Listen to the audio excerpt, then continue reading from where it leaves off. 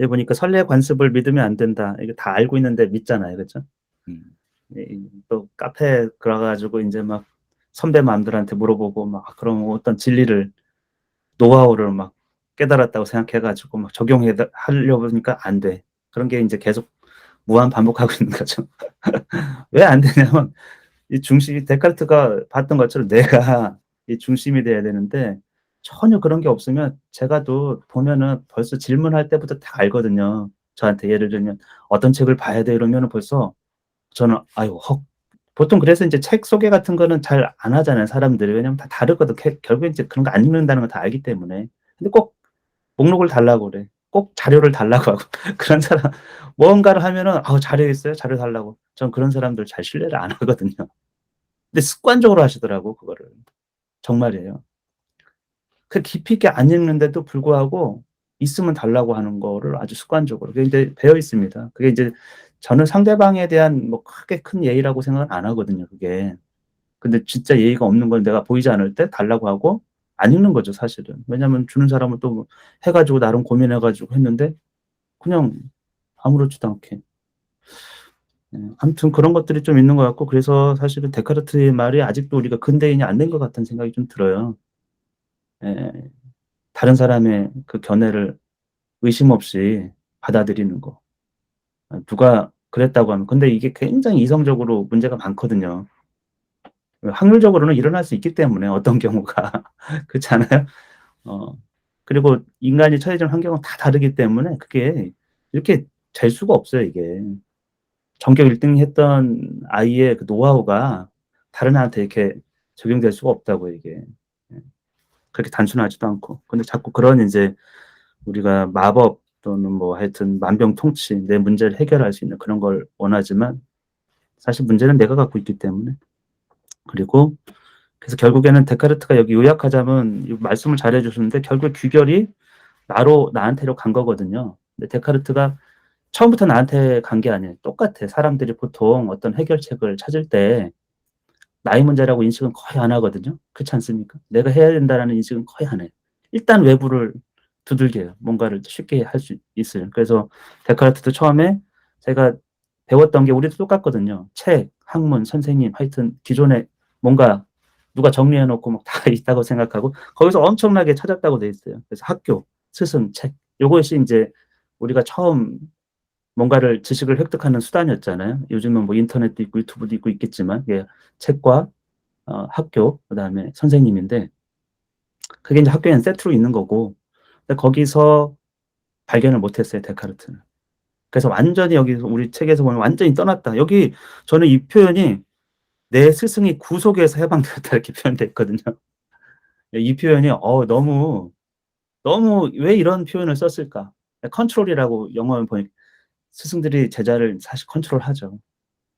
부모가 아이를 컨트롤하죠. 그게 인제 딱 벗어난 거예요 데카르트가. 그래서 너무 아마 해방이라는 말도 그렇고 이 말을 근데 데카르트가 선생님들한테 미움을 받았거나 그랬을 리는 전혀 없습니다. 근데도 불구하고 이런 표현을 썼어요. 그래서 "완전히 떠났다." 여기도 글 공부를 완전히 떠났다. 20 살쯤이거든요 이게 데카르트가. 그 완전히 떠났다고 해방되었고 완전히 떠났다. 이게 정말로 주체적 인간이 드디어 누구한테 의존하지 않겠다라는 그거를 인제 데카르트는 정말 어렸을 때부터 깨달았던 것 같아요. 우리보다 훨씬 보통 사람보다 빠르게. 그리고 신학에 대해서는 공부를 많이 한다고 예를 들면 신학을 여기서 보면 학문이라고 하면은 좀 그렇지만 신앙 같은 것 같아요. 그쵸? 네 믿음 체계. 그거는 인제 배우고 말고하고는 전혀 상관이 없기 때문에 데카르트가 그걸 논외로 한 거는 학문 일반에 대한 고찰을 하고 진리 그러니까 참과 거짓에 대해서는 그거는 영역을 인제 완전 달리 했어요 데카르트는. 그거는 신의 은총이 필요한 여기 특별한 협조라고 했잖아요. 그 누구의 협조냐면 신의 협조예요. 외부 사람이 아니고 나와 신과의 독대를 하는 거잖아요. 내가 기도를 통해 가지고.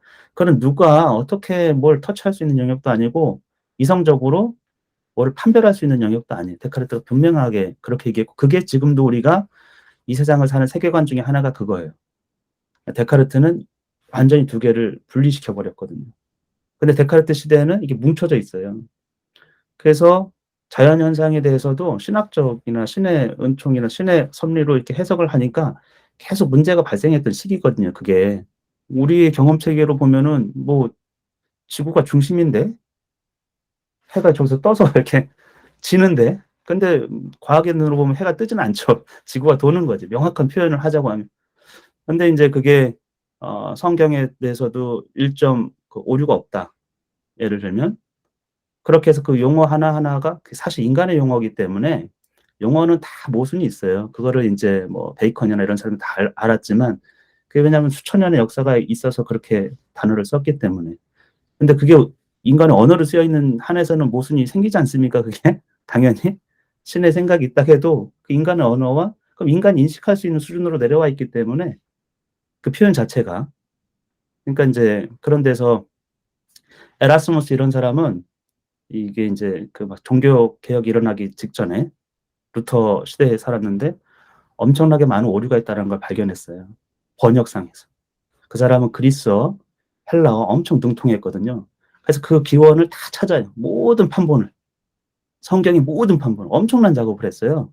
근데 엉뚱한 설명이 출판업자를 통해서도 나오고 오기를 하는 것이지. 이제 그런 것들을 발견해서 올바르게 성경을 제대로 된 이런 것들을 이제 내려고 신학자예요. 엄청난 학자거든요. 근데 그게 이 에라스무스의 의도와는 상관없이 많은 신학자나 종교 지도자들은 불경한 짓으로 보는 거예요, 그게. 네가 자꾸 의심하는구나. 근데 연구하면 너무 명확한 거거든요, 이 오류라는 게. 번역상의 오류라든지 이게 출판 의도하지 않은 오류라든지 이런 것들이. 그리고 또 사람들은 자기가 이해하는 방식으로 표현을 해요. 그러니까 원본은 그게 아닌데 이게 번역하면서나 이게 자기가 이해하는 방식으로 어떤 거는 누락하고 어떤 거는 다른 표현을 쓰고 이런 식으로. 아무튼 그런 예.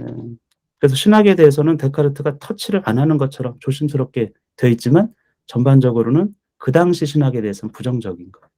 그래서 데카르트의 정말 큰 기여는 과학 과학을 연구하는 거를 신학으로부터 떼어낸 거예요. 이게 인제 사실 먹혔어요, 이 논리 자체가. 데카르트 논리 자체가. 그래서 이후의 세대는 전혀 그런 걱정 없이 자연현상을 탐구했어요, 신학적 것과 전혀 상관없이. 그건 데카르트의 엄청 큰 영향입니다. 그래서 신학에 대해서는 그래서 내 약한 추리예요. 약한 추리를 저 고결한 거 할 수 없다라는 거죠. 인간의 이성으로는 도달할 수 없는 거예요. 그래서 특별한 은총, 신의 계시 그거에 대해서는 판단할 수가 없어요. 예를 들면 어떤 사람이 내가 기도해 가지고 응답을 받았어. 근데 옆에 사람이 "그게 무슨 응답이니?" 이렇게 할 수가 없다라는 거예요, 그거는. 내 이성과 경험으로서 판단 불가한 영역으로 데카르트는 오히려 남겨둔 거거든요. 대신에 우리 이성으로 판단할 수 있는 거는 그 외의 것들. 그것은 분명한 신이 준 이성으로 정확하게 판단할 수 있다라는 거예요, 데카르트는. 이렇게 인제 이분법적으로 분리를 했죠. 그리고 인제 명예가 아까 하찮게 여겼다고 했는데 데카르트가 인생에서 굉장히 중요하게 아마도 이 부분은 계속 갖고 갔을 거라는 생각이 들어요. 저는 데카르트 입장에서 보면. 왜냐하면 굉장한 집안이고 거의 뭐 영주급이니까. 그다음에 엄청난 뛰어났고 그러니까 자기가 그런 것들을 추구하려고 했으면은 당연히 응당 자기한테 오는 거거든요. 그러니까 자기가 받은 유산으로도 그래요. 아버지가 인제 판사고 그리고 아마도 정계나 이런 데를 나갔으면 굉장히 높은 직위에까지는 분명히 갔을 법한 사람인데 그것을 인제 스스로 실제는 그것만 거부한 게 아니고 재산도 재산을 받아 가지고 탕진을 해요. 제가 또 전에 말씀드렸죠. 이게 굉장히 이상한 사고방식이라고. 부모님들이 보면 아주 못된 자식이에요. 음. 부모 재산 물려줬더니 그거 다 탕진할 생각하고 지킬 생각 안 하는 거죠. 지위도 지킬 생각을 안 해. 근데 그거를 인제 하찮게 봤기 때문에. 그 명예는 고대인들에게는 엄청 중요한 거였어요. 우리 일리아스나 호메로스 책을 보면은 죽음과도 바꿀 수 있는 게 명예거든요. 후세에 이름을 남기는 거. 그건 고대인들이 비슷해요. 왜냐하면 고대인들은 늘 침착 굉장히 중요하게 생각했던 게 죽음이에요, 죽음. 왜냐하면 죽음이 우리는 지금 거의 잘 안 보거든요. 어쩌다 한번 보는 거고 진짜 죽는 거는 못 봐요 또. 병원에 가서 돌아가시고 뭐 이러고 비참한 죽음 이런 거 잘 모르는데 옛날에는 얼마나 많았겠어요. 애 태어나면 죽고 어머니 죽고 뭐 자식 죽고 이런 게 뭐 전쟁 나면 엄청 끔찍하게 죽고 죽음이 도처에 있기 때문에 이 죽음에 대한 해석이 길가메시 이런 서사시 보면 다 죽음에 대한 문제거든요. 그러니까 인간이 어차피 죽고 삶이 굉장히 의미가 없습니다, 어떻게 보면. 죽음이 그냥 모든 걸 소멸해 가니까. 그러면 인제 그런 걸 찾는 거죠. 영원한 거, 영생 예를 들면. 그리고 불멸한 거 이런 거 인제 명예가 엄청 중요했는데 데카르트는 그런 거 하찮게 본 것 같아요. 그러면 사실 삶이 좀 그러니까 자기에게 쪼끔 온전하게 집중하면서 살 수 있죠. 이게 유명해지면 그게 없습니다. 이 명예라는 게 사실 유명이거든요. 명성이 다른 사람들이 다 아는 건데 그러면 이 편안한 삶이라는 게 좀 힘들어요. 그렇지 않아요? 연예인들이 그렇잖아요. 명성과 명예가 주어지면 그걸 지키려고 자기 본성대로 살지 못하고 남들이 좋아하는 방식으로 남들이 원하는 말을 해야 되고 남들이 좋아하는 방식으로. 데카르트는 그런 거에 가치를 크게 두지 않았던 것 같고. 그래서 하여튼 '이성에 대해서 그렇게 집착했던 게 시대적 요구가 아닌가.' 이런 생각이 좀 들긴 해요. 그런 시대가 아니었으면 데카르트가 이 시대에 살았으면 이런 얘기는 안 했겠지만 다른 뭐 AI를 연구한다고 했을 수도 있겠죠. 근데 그 시대 누구나 그래요. 시대의 환경이 있기 때문에 내가 무엇을 할 것인가는 그 시대 아래에서 길을 선택하는 거니까. 너무 좋았습니다. 왜 자녀 교육할 땐 이게 잘 안 될까요? 저는 약간 그게 의문이 드는데 여기 데카르트도 저는 나누고 싶었던 게 이런 거 있거든요. 데카르트가 결국에는 책이 아니고 책은 사변적인 거고 실용성이 좀 떨어지고 잘못된 추론이나 이런 거 해도 책을 쓴 사람한테 해가 별로 없는 거예요. '아 더 멋들어지게 쓰면 그렇구나.' 막 이러잖아요. 근데 일상적인 거는 잘못된 판단이나 이렇게 하면은 바로 즉각적인 해가 오잖아요. 그렇지 않습니까? 그래서 사실 민주주의 원리가 다 그런 거예요. 나를 위해서 나의 이익을 위해서 나 타인을 생각할 게 아니고 그러면은 올바로 작동한다라는 거거든요 사실. 자기에게 주어진 어떤 이익에 관해서는 해석을 더 잘한다라는 거거든요. 그렇지 않습니까? 내가 저 지도자를 뽑으면 훨씬 더 좋다. 우리 추상적이고 굉장히 거대한 거는 보통 사람은 관심이 없고 올바른 판단을 못 해요. 근데 나와 직결된 것들은 쪼끔 더 올바른 판단을 한다라는 거거든요. 그래서 인제 작은 공동체에서 주체적인 결정을 하고 그건 모두 어떻게 보면은 데카르트 얘기처럼 우리 보편이 갖고 있는 이성, 양식이죠. 어떻게 보면 판단 능력이잖아요. 갖고 있다. 근데 저는 의문이 드는 게 일상생활에서의 판단이 우리가 왜 손해가 있음에도 불구하고 '올바르지 않은 거를 계속 반복해서 할까?' 이런 생각이 좀 들거든요. 특히 인제 자녀 교육에 있어서는. 그러니까 저도 인제 중등 수학 같은 거 해 보면은 초등학교 5 학년 애가 중학교 2 학년 거 하면서 이렇게 막 열심히는 해요. 근데 제가 그 모습을 보고 있으면 얘가 질문을 하잖아요. 그럼 그 개념을 그러니까 뭔가가 미진해요. 뭔가 이 아이에게 그러니까 뭔가 튼튼한 그때 인제 중학교 2 학년이 갖고 있을 법한 그런 튼튼한 어떤 인식이 없어요, 확실히. 질문을 해 보면 아는 거거든요. 굉장히 똑똑해 보이는 애들도 보면은 뭔가에 그러니까 사고 체계나 이런 것들이 그런 게 좀 비어 있어요, 이 질문 자체에서 보면은. 그러니까 그것을 어떤 수학적 개념을 획득한다고 하지만 제가 볼 때는 그 인식 체계에서는 획득이 잘 안 될 것 같아요. 패턴을 인식해도 획득은 잘 안 될 것 같은 그런 느낌이 굉장히 드는데 힘든데 그거 하고 있거든요. 왜 하고 있을까? 왜냐하면 인생을 살아보면 빨리 가는 게 전혀 의미가 없어요.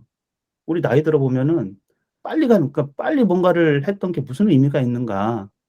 남보다 2 년 3년 더 빨리 가서 무슨 의미가 있는가 생각해 보면 별로 없지 않아요? 우리가 살아봤기 때문에. 근데 왜 이렇게 애들은 그렇게 빨리 가라고 하는지를 모르겠어요 저는. 도저히 이게 왜냐면 아이한테도 그 인생이 손해이고 경제적인 부분도 굉장히 손해예요. 왜냐면 원래 자연스럽게 안 되기 때문에 인위적인 마치 막 비료 주고 막 화학 뭐 이런 게 쏟아붓는 거랑 비슷하거든요, 유지시켜 주려고.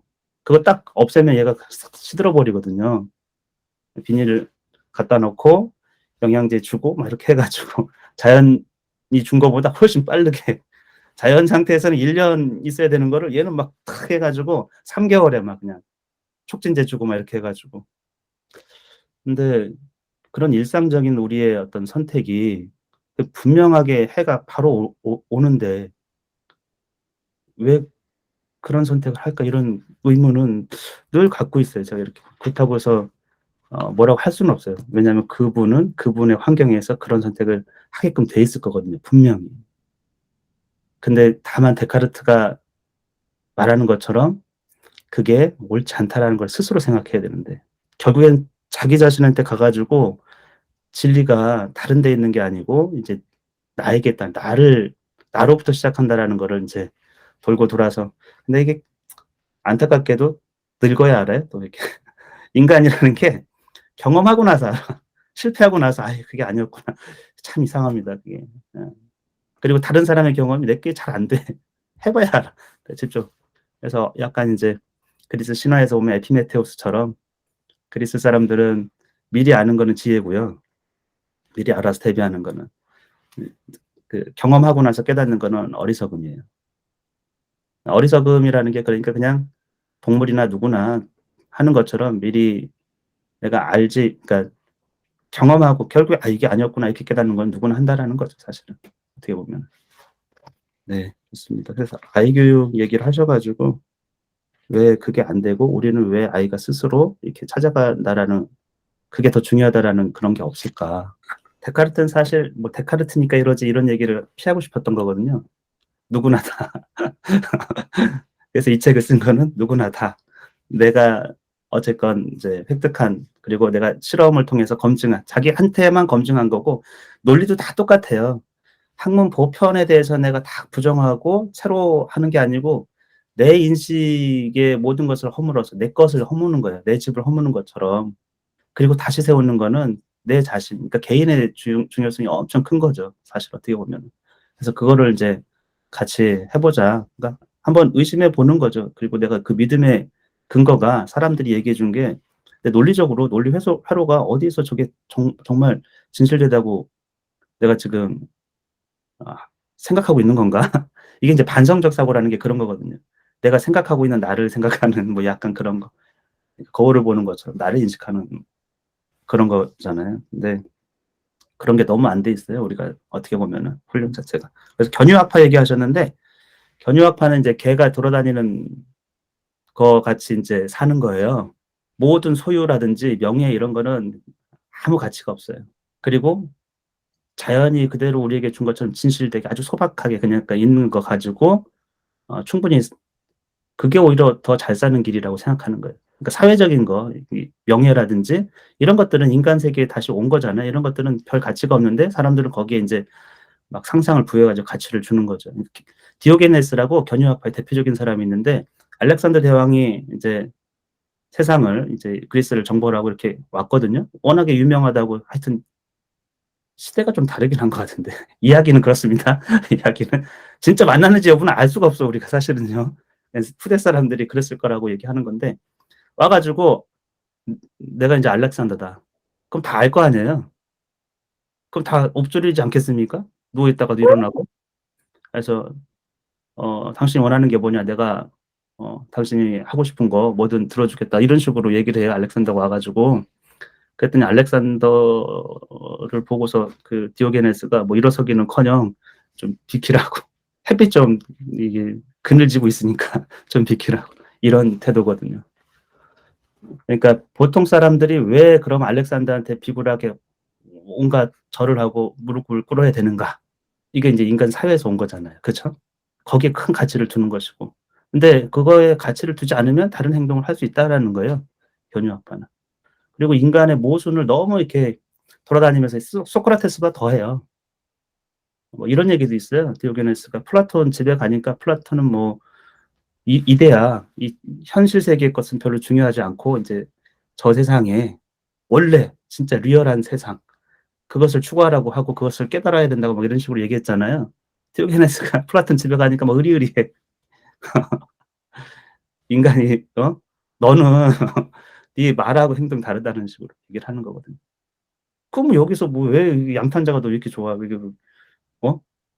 그런 식으로 얘기도 하고 지나가다가 자기가 인제 어떤 어린 소년이 물을 이렇게 손으로 이렇게 우물을 이렇게 먹는 걸 보고 자기가 깨달아 가지고 이 그릇을 던져 버렸다는 거죠. "내가 이 그릇을 무슨 소용으로" 손이 있는데 뭐 그러니까 이것도 일종의 인제 인간이 만든 무익한 그렇게 큰 가치가 없는 뭐 예를 들면 어떤 도구 근데 우리는 손이 있기 때문에 그거 없이도 살 수 있다. 뭐 약간 그런 거고 더 심한 거는 뭐 하여튼 굉장히 많은 것 같아요. 근데 그게 실제인지 여부는 알 수가 없어요. 사람들이 계속 진짜 그런 사람이 있었을 거예요.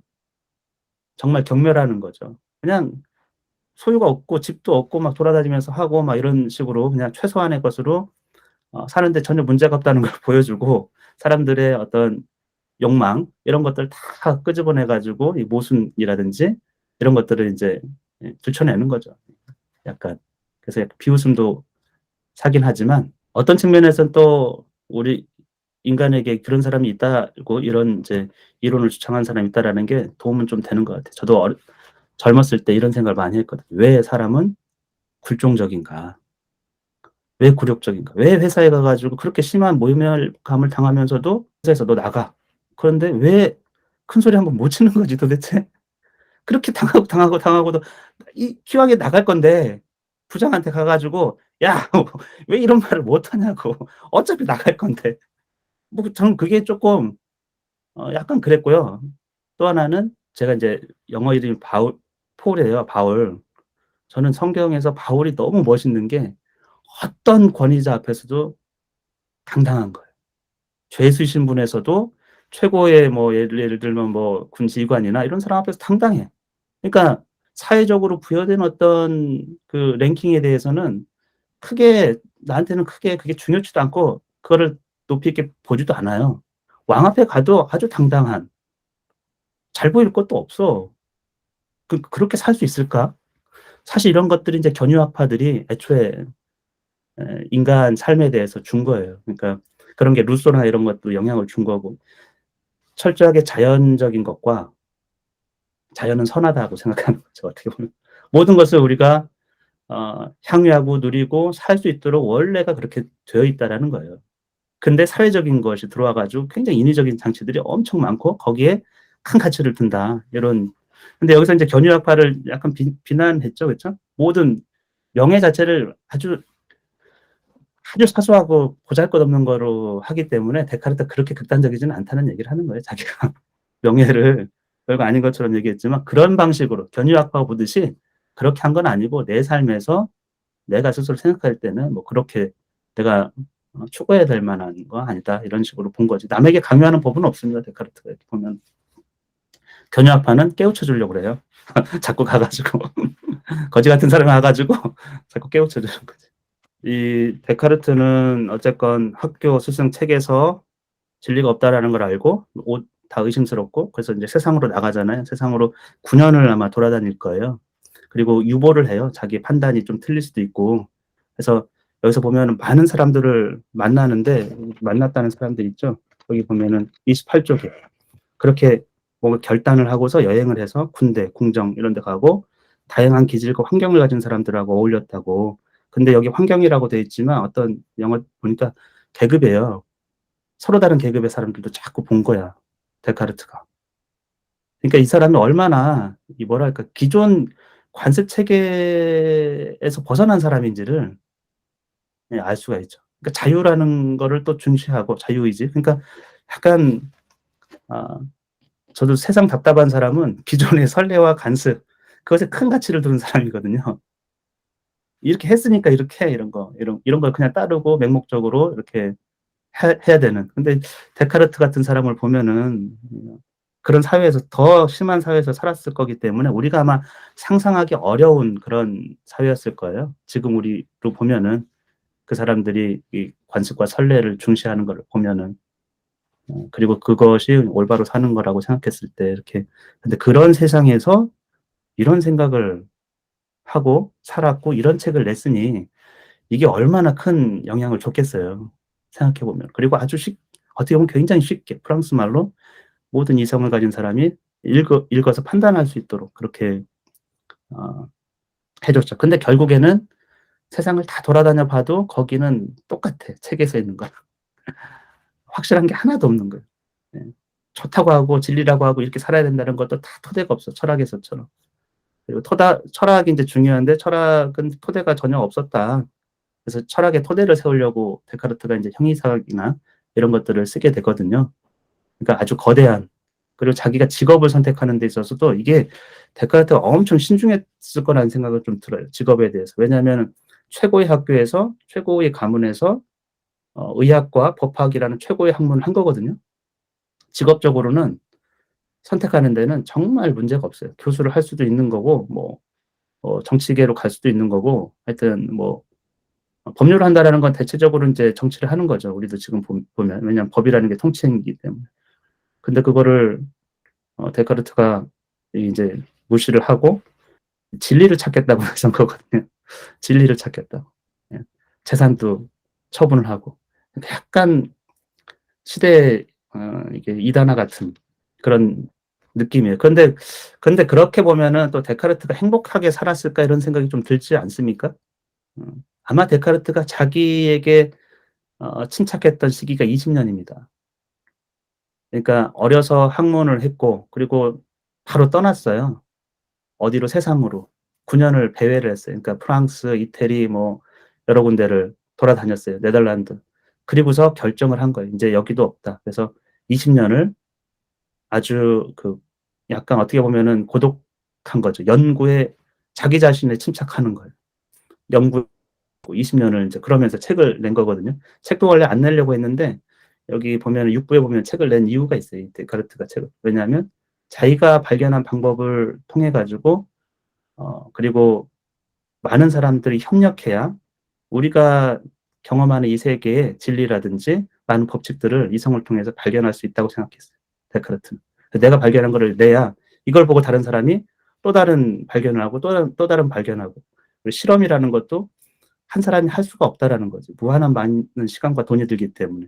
그럼 내가 했던 방법 자연학을 연구했던 것처럼 실험의 중요성도 또 강조를 하거든요, 데카르트는. 그래 가지고 책을 내게 되겠다는 거예요. 그 책도 보면은 자연학에 대한 책이 3 권이 같이 있잖아요. 그러니까 얼마나 그런 거 보면은 이제 이게 '사람이 순수한가.' 이런 생각이 좀 들어요. 좀 들어요. 그러면서 인제 논란에 휩싸인 거죠. 그러니까 20 년은 행복했던 것 같아요, 제 생각에.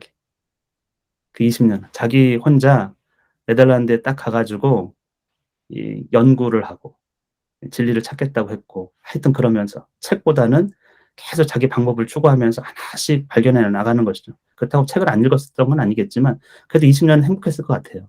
그리고 나중에 인제 유명해지고 나서 본의 아니게 인제 유명해지는 거니까 그러고 나서는 좀 괴로웠지 않았을까? 예. 그런 생각이 좀 들어요. 그러니까 그것도 데카르트의 결단이에요. 이 책을 낸 것도 사실은. 친구들의 부추김도 있었지만 내 삶의 방향이 전환된다. 이거 분명히 인식했을 거거든요.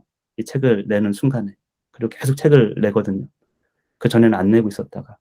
그것도 그래서 저는 이게 고전을 이 위대한 사람들이 이렇게 책을 낸 거는 엄청난 용기라고 생각해요. 돈이 안 돼요, 이게. 예. 근데 반면에 비난을 자초하고 사회로부터 그다음에 고난이 따르거든요. 예. 사람들이 읽을 법한 거를 쓰는 게 아니고 이렇게 전혀 시대하고 다른 어울리지 않는 얘기를 쓰기 때문에 이런 책은 대부분이 그래요. 이 지금 고전이라는 거는 대부분이 그 당시 시대하고 안 어울리는 것들이에요. 그리고 그 시대에 유행했고 예를 들면 막 그런 맞았던 것들은 지금 거의 가치가 없어요. 읽힐 만한 읽힐 만한 거의 가치가 없는. 그래서 대부분 뭐 추방자 뭐 하여튼 망명자 뭐 이런 사람들이 인류에 자기 목숨을 걸고 목숨까지는 아니었어도 하여튼 소명 같은 걸 가지고 책을 썼고 어 근데 다만 인제 데카르트도 그렇죠. 읽으라고. 예. 후대 사람들이 읽어서 문명에 기여하기를 원했던 건데 안 읽어요. 문제는 대부분은 대부분은 안 읽어. 예. 희한하게도. 근데 소수의 사람이 읽어요. 소수의 사람이 읽고 인제 자기 발전을 시키는 거고. 그래서 저는 우리 아이들 인제 우리도 교육 뭐 그런 거 관심 있으니까 우리 아이들에게 저는 제가 아이 키워 보니까 결론적으로 느끼는 거는 어렸을 때는 뭐 그렇게 지식 자체는 중요하지 않다. 예. 지식 자체는. 엄청 똑똑해 보이는 아이들이 저는 별로 이렇게 좋지는 않더라고요. 막 태양이 어떻게 뭐 몇 광년을 지나면 뭐가 있고 뭐가 있고. 근데 거기에는 사실 정보는 있지만 개념 생각하는 힘이 생각하는 뭐 의식적 구조라든지 이런 것들은 없거든요, 어떻게 보면은. 근데 그게 인제 어렸을 때 계속 똘똘하다 얘기를 들으면 문제가 생겨요, 이게. 부모와 관계가 이제 첫 번째가 문제가 생기고 부모는 맨날 똑똑한 아이로 생각하고 있기 때문에. 두 번째는 이제 사회와 관계도 약간 자기 자신에 대해서도 계속 의식 오히려 그러니까 어렸을 때부터 똑똑하다고 하면은 나중에 스스로에 대해서 엄청 이 뭔가 괴리가 생기거든요. 자기를 정직하게 못 보는 회피하는. 그래서 내가 인제 멍청해 보이는 게 너무 싫어 가지고 못할 거는 다 피합니다 그게.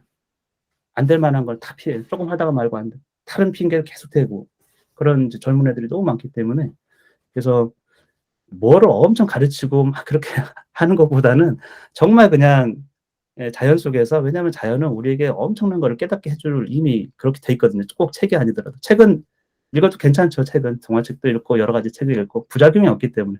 누가 이렇게 "이거야, 이거야." 뭐 이렇게 지시하는 게 문제가 되지 책을 읽고 그래서 저는 안 좋아하는 게 책을 읽고 자꾸 뭔가를 이렇게 주입하는 게 안 좋아요. "이건 이거야. 줄거리는 이거야. 이거야." 이런 식으로. 그냥 책은 읽고 그냥 스스로 그게 뭐가 됐든 뭘 판단하든 간에 그냥 두면 사실은 괜찮지 않을까요? 그리고 인제 중요한 거는 20대 진짜 열심히 하는 거거든요. 20대 정말 왜냐하면 그때 해야 효과가 있어요. 그때 해요. 그러니까 모든 인제 신체적이고 이성적이고 능력이 인제 거의 완비되어 있고 자기 자신에 대해서도 사회에 대해서 인식을 하고 있기 때문에 어린애들은 그런 게 없어요. 할 수가 없지 사실은. 그래서 부모로부터 독립하려고 하고 그럼 굉장히 많은 뭐 생각도 해야 되고 그때 집중해서 하면 인류 역사에 영향을 끼쳤던 사람은 다 그래요. 뭔가에 업적을 남긴 사람.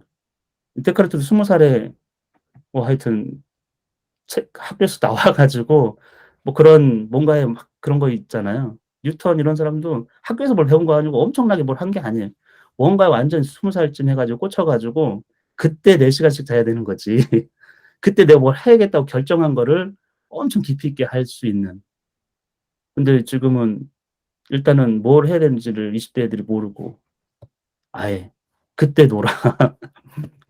그러다 보니까 어렸을 때 성취가 의미가 있습니까 솔직히? 없지 않아요? 아니 수학으로 뭐 써먹을 것도 아닌데 나중에 30대 가 보니까 그때는 막 공부를 엄청 잘했어요. 그게 의미가 별로 없어요. 자기 분야에서 탁월성이 있어야 되는데 자기 분야에서 탁월성이 그러니까 일단 자기 분야가 없고 탁월성이 없어. 탁월성이 있으려면 엄청나게 해야 되잖아요. 그래도 몇 년을. 한 4년 그러니까 대학이라는 게 사실은 기본적으로 4 년을 엄청나게 해야 되는 거고 자기 전공을 찾으면. 그다음에 플러스로 더 하려고 하면 뭐 2년 4년 더 하는 거거든요. 그래서 20 대를 이 엑스퍼트가 되기 위해서 인제 투자를 하는 거란 말이죠. 그러려고 뭐 내 길을 찾으려고 여행도 다녀보고 어렸을 때 여행은 그런 여행이 아니기 때문에 물론 경험을 주는 건 좋지만 근데 제가 볼 때는 그런 게 너무 그래서 부모님들이 너무 끌고 다니다가 20살 되면 애들이 자존감도 없고 늘 포기야만 포기만 해 가지고 예 뭐 하다 그만두고, 하다 그만두고, 하다 그만두고. 제가 파이썬이나 수학을 이렇게 가르쳐 봐도 끝까지 가는 경우가 굉장히 드물어요. 늘상 그만두는 요인을 엄청 만들어. 저는 왜 그런 선택을 하는지를 모르겠어요 그 제가. 예 했으면은 그러니까 선택하기 전 깊이 있게 생각해 보고 선택하고 꾸준하게 할 수 있는 방법 그리고 제일 좋은 거는 하루에 30 분을 해도 꾸준하게 1 년, 2년 하는 방법이 제일 좋거든요. 절대 안 합니다 희한하게도. 늘 빨리 해 가지고 결과를 보려고 엄청 그렇게 해요. 왜 그게 인제 부작용이 엄청 있거든요. 수학을 막 하루에 어린아이들이 막 3 시간 4 시간 한다라는 거는 그거는 좋아서 하면 모르겠는데 무조건 부작용이 있는 거예요 이거는. 우리 삶에 내가 지겹게 생각하는 거를 무조건 하는 거는. 근데 그런 거를 너무 일반적으로 행하고 있어요. 그러다 보니까 나중에 다 이것도 내려놓고 저것도 내려놓고 저것도 내려놓고. 뭐를 해도 성공할 수 있게 해 주고 뭐를 해도 꾸준한 게 성취가 된다라는 거를 늘 뭘 작은 걸 하더라도 그리고 지금 당장 그만둔더라도 드랍이 아니고 쪼끔 있다가 여건이 되면 다시 시작해 가지고 뭔가를 성취를 줘야 되죠. 태권도를 잘하는 애는 몇 년을 한 거잖아요. 뭘 수영을 잘하는 애도 마찬가지고. 그래야 뭔가를 쪼끔 내가 성취 그런 경험을 쌓는데 진짜 20살 딱 될 때까지 성취 경험이 거의 없는 애들이 부지기수입니다.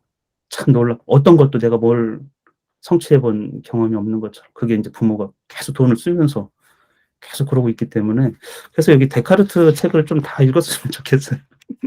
데카르트 책. 그래 가지고 이게 세상 사람들이 좋다는 게 아니고 또 근거 희박한 얘기를 참이라고 생각해 가지고 적용하지 말고 예 진짜 확실한 확실성이라는 걸 가지고 뭔가를 좀 해 보면 결과가 늘 나오거든요. 데카르트가 그래서 막 서둘러서 막 "가지 마라. 확실하게 정하고 천천히 가라."고 늘상 그런 이 데카르트 삶을 우리가 보면은 엄청 여유가 있었을 것 같아요. 그렇지 않습니까? 삶에 어렸을 때부터. 왜냐하면 뭐 오전 수업 땡치고 뭐 살면서도 마찬가지로 자기 스스로를 엄청 분주하게 이렇게 만들지 않는다라는 거죠. 근데 외부인에 의해 가지고 뭔지 모르겠지만 엄청 분주하게 만들어서 조급함. 제가 우리 인제 아이들에게 이렇게 물어보면요. "만약에 너희들이 공부를 안 하면" 초등학교 애들이 또 중학교 애들도 한테 물어봤어요. "지금 그냥 공부를 아예 안 해. 네가 하고 싶은 걸 해. 그럼 어떻게 될 것 같으니?" 이렇게 물어봤잖아요. 근데 애들이 다 뭐라고 하냐면 바보가 될 거라고 그래요. 바보가 될 거라고. 바보가 안 되죠. 데카르트 말처럼 보편 이성을 갖고 있는데. 옛날엔 책 글 못 읽어도 바보가 안 돼요. 삶에서 나름대로 뭐 무인도 가서 혼자 있는 게 아니기 때문에 공부를 안 한다 뿐이지 사회적 관계를 하고 부모와 관계를 하고 재밌는 걸 하고 경험을 하고 이러고 있는데 근데 아이들은 그 생각이 꽉 잡고 있어요. 공부 안 하면 바보가 바보가 된다는 생각. 엄청 불안해합니다 아이들이 진짜로. 희한하게도 어린아이들이 미래에 대해서. "너 바보 안 돼." 그러면 "진짜 안 돼요?" "바보 안 돼 공부 안 해도." 바보 될 리는 없지. 우리가 아무리 이성적으로 생각해도 공부 안 한다고 바보가 되겠습니까? 바보 될 리는 없는데 아이들은 너무 그렇게 계속 뭐 평가받고 막 주입된 지식이 이 독립이 안 돼요. 그래 가지고 이 데카르트처럼 그럼 데카르트가 어떻게 해서 20 살에 그 선생님과 학교 하여튼 그런 시스템에서 해방됐다고 했을까? 어 해방됐다고 했을까? 그런 인식은 어떻게 해서 생겼을까? 아마도 삶에서 이 여유, 자유 이런 게 주어졌기 때문에 가능한 것이지 그런 게 없으면 데카르트도 이렇게 여유 없는 집안에서 "너는 이걸 해야 돼. 너는 반드시 의사를 해야 돼." 이게 또는 "너는 신학을 해야 돼. 우리 집을 이렇게 세우려면 네가 신학해서 돈을 벌어야 돼." 이런 강박관념에 엄청나게 주입됐었으면 이런 인식이 생길 수 없었을 것 같아요 저는 아무리 봐도. 그래서 우리도 인제 이 내 인생에 대한 결정도 그렇고 아이에 대해서도 그렇고 훨씬 더 전보다 뚜렷한 이성을 가지고 이 판단을 좀 해 보죠. 그러고서 유보를 하는 거예요. 확실치 않으면 유보를 하는 거예요. 결정을 하는 게 아니고. 어떤 선택을 하는 게. 데카르트는 그래요.